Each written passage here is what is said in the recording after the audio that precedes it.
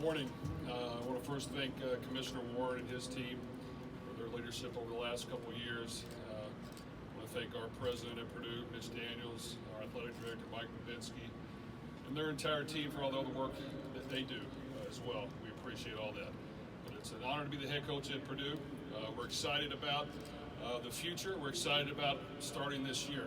I think that every year you're looking for ways to improve, you're looking for ways to get better, you're looking for ways to be a contender, you're looking for ways to be competitive and find a way to win a lot of football games. So we're definitely going to work hard to get that done. I like our collection of guys on our team. I think we have a great group of young men that are hungry. They play with a chip on their shoulder, they work extremely hard, they're out to prove themselves, and those guys are a lot of fun to coach. We did make some strides last year, which was important that we got that done. Getting better as a team, offensively, defensively, special teams is what we're striving to do. And it takes all three components in order to win. We know for us, all of us can do our part better, but we've got to get better at all three components in order to have a chance to win and have a chance to compete in this conference for a division title. We're excited to bring a collection of guys on our team. Aiden O'Connor's our quarterback who's here, tremendous leader.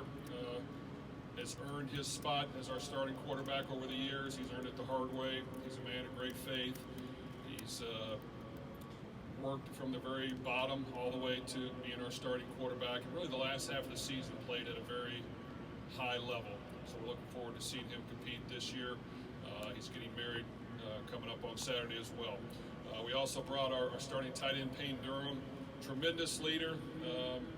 He's vocal. He plays extremely hard. He was a lacrosse player in high school, really only played football for 1 year, but he's done an outstanding job just as a competitor, gives us everything he has, and really loves the game of football, loves his teammates. On the defensive side of the ball, we brought Jalen Graham, our starting outside linebacker, nickel/safety, had an outstanding year last year.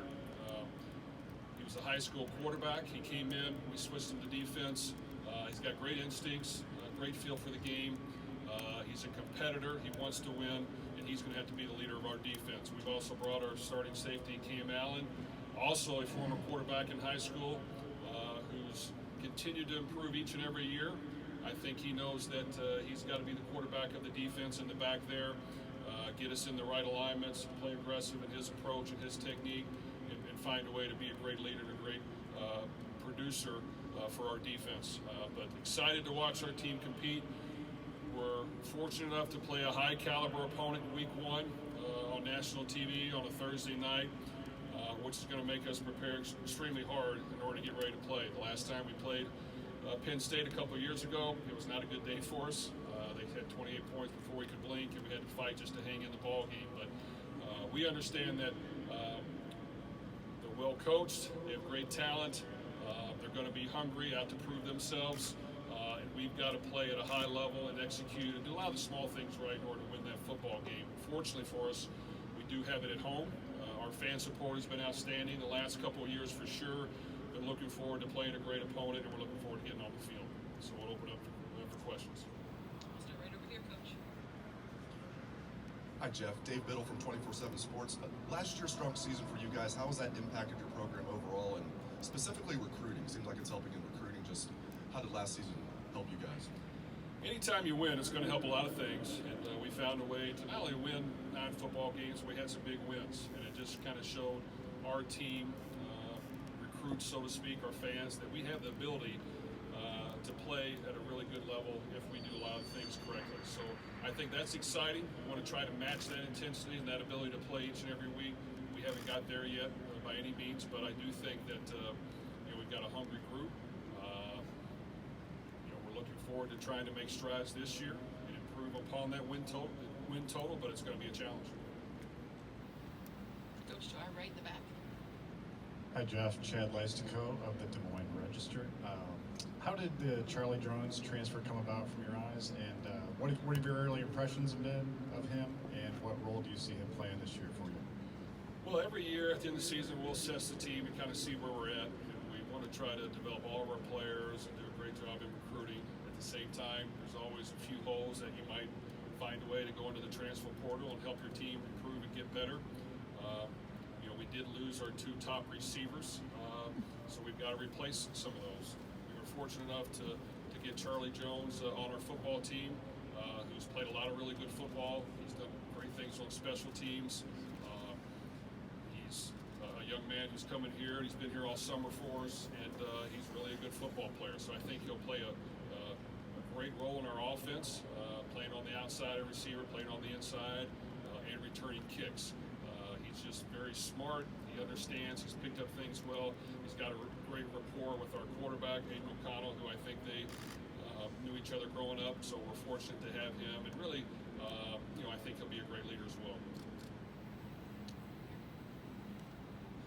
Hi, Val Ellis, Purdue Exponent.